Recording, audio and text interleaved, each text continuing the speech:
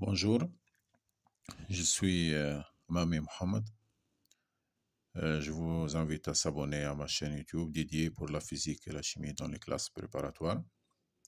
Je vais vous présenter dans cette vidéo quelques généralités sur les interférences lumineuses.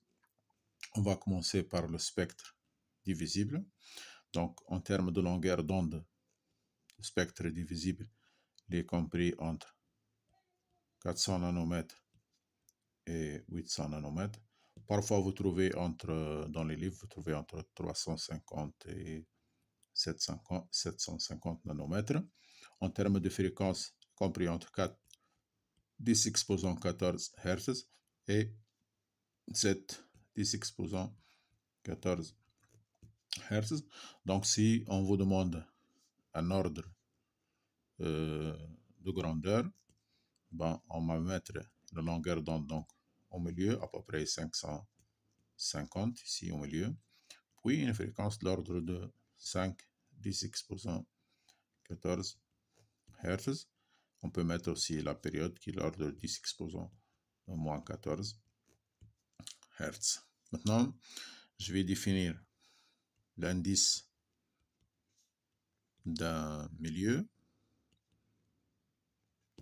puis la longueur d'onde. L'indice d'un milieu est défini par C sur V. Le sur V, c'est la vitesse de phase comme nous l'avons vu en électromagnétisme.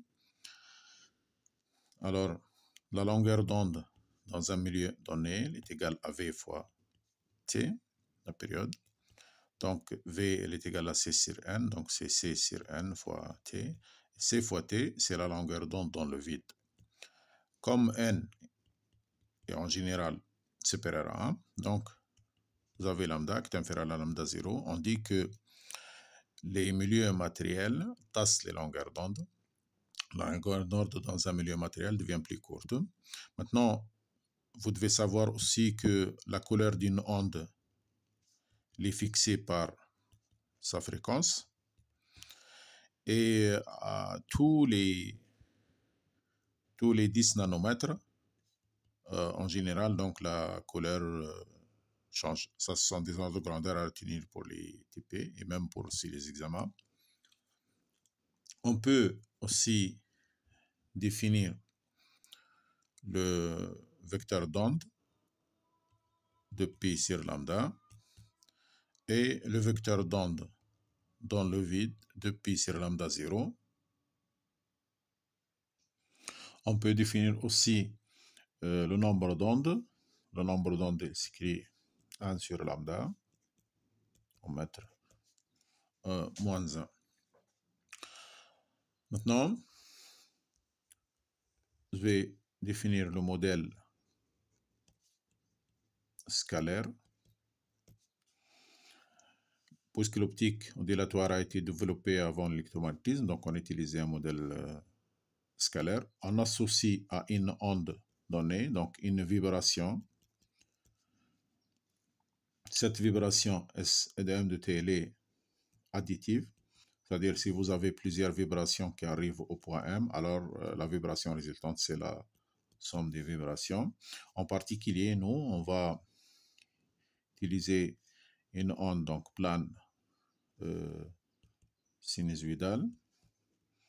Donc, je peux écrire S de M de T égale A cosinus oméga T moins phi, à laquelle je peux associer une fonction complexe S égale à A exponentielle J, donc oméga T moins phi, ou bien une onde qui n'est pas plane et sinusoïdale, donc son amplitude, elle dépend de la position S de M de T, donc égale à A de M de T cosinus oméga T moins phi, et sa représentation complexe A de M exponentielle, donc J oméga T moins phi.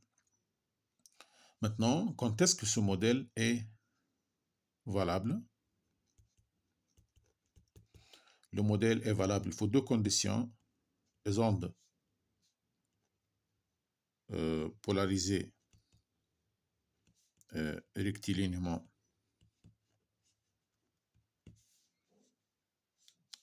dans la même direction, puis, ou bien des ondes qui ne sont pas polarisées du tout. Donc, le modèle scalaire est valable lorsque nous avons des ondes qui sont polarisées dans la même direction, bien que les ondes ne sont pas polarisées du tout. Si on utilise des ondes qui sont polarisées, à ce moment-là, il faut utiliser les résultats d'électromagnétisme. Le champ en un point donné est égal à la somme des deux champs électriques. Et on utilise donc le modèle vectoriel. Maintenant, je vais définir le schéma optique. Le schéma optique pour aller d'un point S à un point M dans un milieu d'indice N. Il est défini par, je note S de M ou bien S de M entre accolades, que l'intégrale de S à M de N dl. Comme la vitesse de phase dl sur dt égale aussi à C sur N, dl étant un déplacement sur la courbe. Donc je peux écrire N dl égale à C fois dt. Et donc le schéma optique SM égale à l'intégrale entre S et M de N LDL qui est égal à C fois l'intégrale de dt. Et donc l'intégrale de dt, bien sûr, c'est le temps pour aller de S à M. C'est-à-dire, pour aller de S à M, j'ai besoin d'un temps dans le milieu d'indice N. Le chemin optique, c'est la même distance qui est parcourue dans le vide si je vais de S à M pendant la même durée. Donc, c'est le temps nécessaire pour aller de S à M, mais traduit sous forme de distance dans le vide. Maintenant, ça c'est bien sûr dans un milieu homogène, N égale à une constante. Le schéma optique pour aller de S à M, c'est tout simplement l'indice fois la distance SM. Maintenant, je vais calculer le retard de phase entre deux points sur un même rayon lumineux. Je vais aller de S à M en passant par le point P. Donc, je vais trouver une relation entre la phase point M et la phase au point P. Pour ce faire, je vais utiliser une onde sinusoïdale. Donc, la vibration au point P s'écrit A cosinus oméga t moins phi de P. La vibration au point M, elle s'écrit A cosinus oméga de t moins phi de M. Maintenant, la vibration au point M, je peux l'écrire en fonction de la vibration au point T, mais appelée en retard. Pour aller de P à M, donc je fais un temps qui est égal à la distance PM divisé par la vitesse. Donc S en M et de T égale A cosinus oméga de T moins PM sur V moins phi de P. C'est-à-dire que M reproduit la vibration du point P après un retard PM sur V que je vais développer. Oméga T moins oméga fois PM sur V moins phi de P. Puis, je fais l'identification entre ces deux termes. Donc, phi de M égale à phi de P plus oméga sur V fois PM. Je sais bien que la vitesse, bien sûr, est égale à C sur N, donc je vais le remplacer. Donc, plus oméga sur C fois N fois PM. Oméga sur C, ça, c'est le vecteur d'onde dans le vide. Plus, donc, 2pi sur lambda 0. Et N fois P n'est d'autre que le chemin optique PM. Donc, je retrouve ainsi la relation de phase entre deux points qui appartiennent au même rayon lumineux. Maintenant, c'est un résultat bien sûr à savoir. Hein. Je vais maintenant faire ou définir la phase d'onde. Je vais rappeler aussi le théorème de Malus. Une surface d'onde, tout simplement, c'est comme l'électromagnétisme. Donc, c'est une surface équiphase, donc telle que la phase est égale à une constante. Maintenant,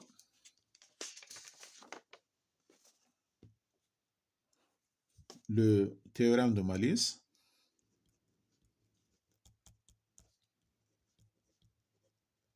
il s'énonce comme suit. Il est admis, donc, les rayons lumineux sont perpendiculaires aux surfaces d'onde. Les notions de rayons lumineux sont des notions d'optique géométrique. Les surfaces d'onde, ce sont des notions d'optique ondulatoire, donc les deux. Alors, une des questions qui se pose dans les concours, c'est si vous avez une surface d'onde sphérique, comment le transformer en une surface d'onde plane ou inversement. Donc, j'en ai par exemple une source S qui émet ponctuelle, qui émet une onde donc, de forme sphérique, de rayon R ici. Comment je peux le transformer en onde plane? Tout simplement, je place une lentille convergente et je place la source dans le plan focal objet. Les rayons lumineux, lorsqu'ils sortent, on sait ça en construction géométrique, du foyer, donc ils vont sortir parallèles à l'axe optique.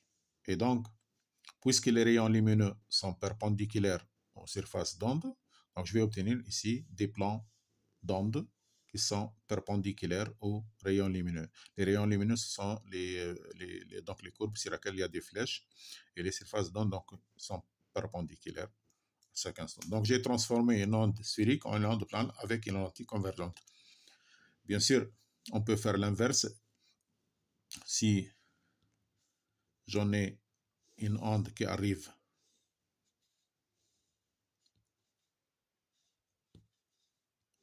plane, qui arrive donc parallèlement à l'axe optique, donc elle va converger au foyer image ici F', donc je vais avoir donc une onde sphérique. Bien sûr, le chemin optique entre deux surfaces d'onde est la même, quel que soit le rayon donc, suivi.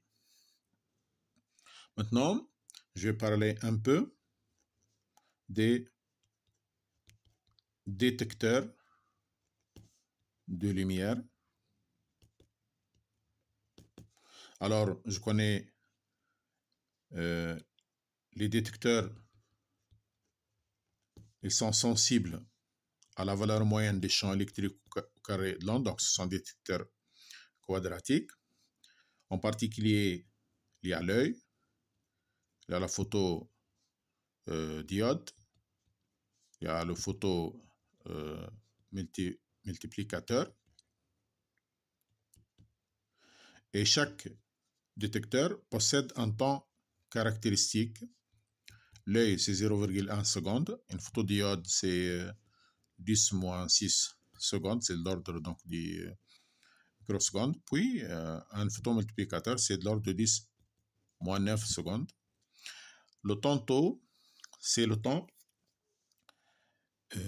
nécessaire pour distinguer entre deux événements successifs. C'est-à-dire, pour l'œil, s'il y en a deux événements qui se produisent de façon successive et que le temps ou la durée qui les sépare est supérieur à 0,1 seconde, l'œil peut les distinguer clairement. Si le temps qui les sépare est inférieur à 0,1 seconde, elle ne peut pas les séparer, donc elle ne peut pas les résoudre. Maintenant,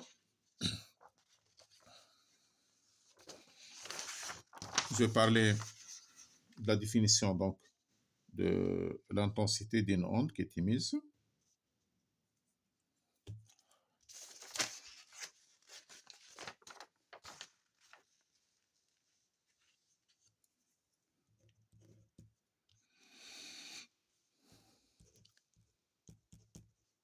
l'intensité donc lumineuse. L'intensité lumineuse, par définition, ou l'éclairement, on dit aussi, c'est tout simplement la valeur moyenne du module du vecteur de Poynting que nous avons vu en électromagnétisme. Donc, elle est sensible, elle est égale, donc elle est proportionnelle à la valeur moyenne du champ carré. Donc, je vais l'écrire K fois l'amplitude au, la valeur moyenne de l'amplitude au carré. Maintenant, puisque nous, on s'intéresse à la variation de l'intensité sur l'écran et on ne s'intéresse pas à sa valeur absolue, donc on va mettre par la suite K égale à 1. Et donc, on va utiliser l'expression donc I qui est égale à la valeur moyenne de l'amplitude au carré. Maintenant, on parle un peu des sources de lumière et leur spectre. Alors, il y a en laboratoire, par exemple, la lumière blanche, une lampe à incandescence. Donc, la lumière blanche, c'est un corps qui est porté à haute pression, à haute température. Donc, il donne un spectre continu, comme le soleil, par exemple. Maintenant, une lampe spectrale à vapeur de mercure ou bien de sodium, elle donne un spectre discret qui contient quelques fréquences ou quelques composantes, puis un laser donc qui est quasiment donc monochromatique, c'est-à-dire pratiquement il contient une seule longueur d'onde. Bien sûr, chaque source, elle va émettre un spectre qui lui caractéristique. Alors, quels sont les spectres que vous allez rencontrer? Alors, le premier, donc, c'est une source monochromatique. Je définis la densité spectrale de l'intensité, c'est-à-dire la quantité d'intensité par unité de fréquence par DI0 sur D nu. Et pour une source monochromatique, si je trace cette densité DI0 sur D nu, je trouve un pic. Elle émet une seule longueur d'onde. Et donc, l'onde qui est émise, je trace en fonction du temps, ça serait une onde sinusoïdale d'une seule fréquence qui va de moins l'infini à plus l'infini. C'est le modèle de l'onde plane que nous avons vu, sinusoïdale, que nous avons vu. Maintenant, si nous avons par exemple une source donnant un doublé comme lampe à vapeur de sodium, lorsque je trace sa densité spectrale, je trouve qu'elle contient deux fréquences, nu1 et nu2, qui sont très proches l'une de l'autre, et on va les supposer dans la majorité des cas de même valeur ici, K. Puis,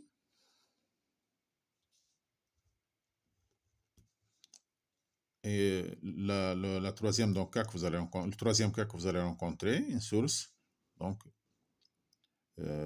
à profil spectral, par exemple gaussien. Ici,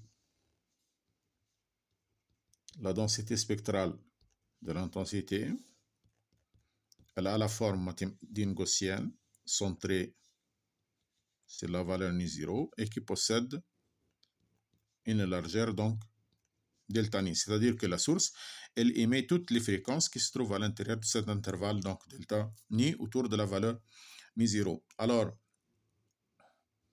comme modèle, vous pouvez rencontrer aussi une source à profil rectangulaire, C'est-à-dire, pour simplifier, je peux modéliser ce profil gaussien tout simplement par une fonction constante à l'intervalle delta nu. Et donc, je vais avoir donc un profil, une source qui possède donc un profil rectangulaire centré sur nu0, y compris entre nu0 moins delta nu sur 2 et nu0 plus delta nu sur 2. Et ça, c'est la largeur delta nu avec une valeur ici constante. Alors, pourquoi les sources de lumière n'émettent pas des pics, mais ils émettent des ondes avec une certaine largeur? La largeur spectrale, ici, il provient de plusieurs phénomènes. Il y a en premier lieu ce qu'on appelle la largeur naturelle. Vous avez vu dans la partie rayonnement dipolaire que lorsqu'une onde ou une source, une particule chargée rayonne accélérée, rayonne de l'énergie. Donc lorsqu'elle rayonne de l'énergie, elle va perdre de l'énergie et donc sa fréquence, elle va diminuer, sa fréquence d'émission. Donc elle va rayonner à des fréquences qui sont plus courtes. D'où donc vous allez avoir donc un élargissement. Maintenant, un autre type d'élargissement qu'on appelle l'élargissement Doppler. Lorsque vous avez une source qui émet une onde avec une fréquence nu0, il y en a un observateur qui se déplace, il va recevoir cette onde, il va le recevoir avec une fréquence nu qui est différente de la fréquence nu0. Et cet élargissement, donc, on l'appelle l'élargissement par effet Doppler. Maintenant, une fois donc que nous avons vu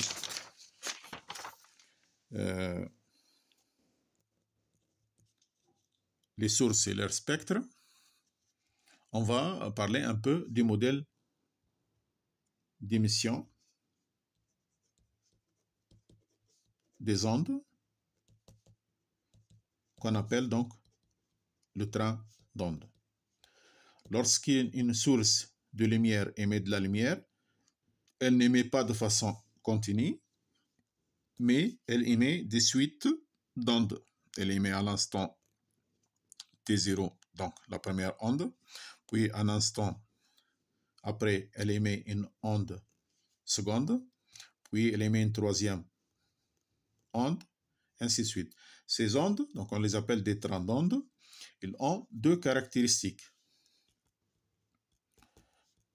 Le train d'onde, donc c'est une onde qui est limitée dans l'espace et aussi limitée dans le temps. C'est-à-dire que si je représente le train d'onde émis pendant un instant donné, je trouve qu'elle a une certaine durée que je vais appeler taux C. Taux C, c'est la durée d'un train d'onde, c'est la durée de vie d'un train d'onde. Maintenant, si je convertis ça en distance, je trouve donc que le train d'onde a une certaine longueur spatiale. Et ces deux grandeurs, la longueur d'un train d'onde et la durée d'un train d'onde, sont reliées par LC égale C fois taux C. Ça, c'est une relation à retenir. Maintenant,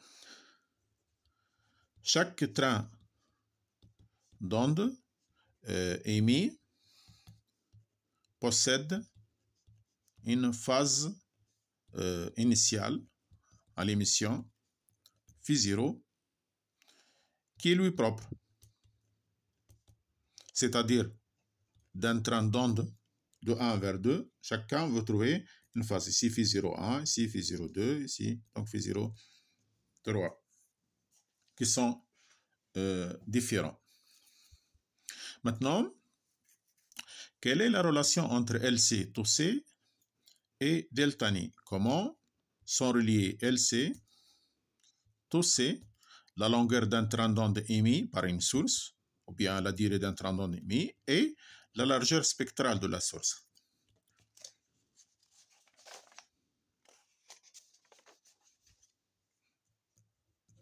Je vais donc retrouver la relation. Maintenant, je vais faire la relation entre delta ni, la largeur spectrale, LC et taux C, pour une source donnée telle que son profil spectral a une certaine largeur delta ni, elle émet un spectre ou un train d'onde de durée taux C. Taux C et delta ni sont reliés par la formule suivante qui provient du principe d'incertitude. Donc, à savoir absolument. Donc, si delta ni égale 0, c'est-à-dire que taux C est infini. Lorsque la source est monochromatique, elle ne contient qu'une seule fréquence, sa durée sera infinie. Et si delta ni, bien sûr, augmente, c'est-à-dire le spectre est plus riche en fréquence, alors la durée d'un train d'onde sera plus courte. Maintenant, comme LC égale C fois taux C, alors taux C est égal à 1 sur delta ni. Maintenant, nu égale à C sur lambda. Donc, lorsque je prends le différentiel, moins C sur lambda carré fois d lambda. Donc, je peux écrire delta ni égale C sur lambda carré fois delta lambda. Et je remplace delta ni ici par son expression. Donc, je trouve que LC égale C fois lambda carré sur C fois delta lambda. Je peux simplifier par C. Et je trouve que la longueur d'un train d'onde égale tout simplement à lambda carré sur delta lambda, qui est la largeur, donc en termes de longueur d'onde. Ça, c'est une relation donc à savoir et à savoir retrouver aussi. Voilà.